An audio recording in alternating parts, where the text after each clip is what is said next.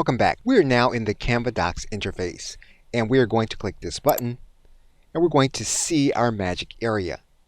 You're then going to see that there is a design element. We are then going to click on this link that says design. It's going to bring up a different interface.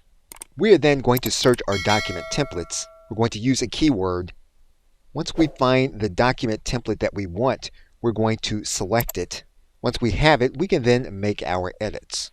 Once we've made our edits to this area, we can then click Save. And we have added a design element. What you'll notice is that you now have a title for your document. And if you go back to your home area, you will then see your document. It will then be available to you. You can then go to this area. You can then make a copy. You can move that document to a folder. You can download the document, or you can share it. Or if you want to go back in, you can click inside of the document and you can begin working with it again. Okay, so with that, thanks, and I will see you in another video.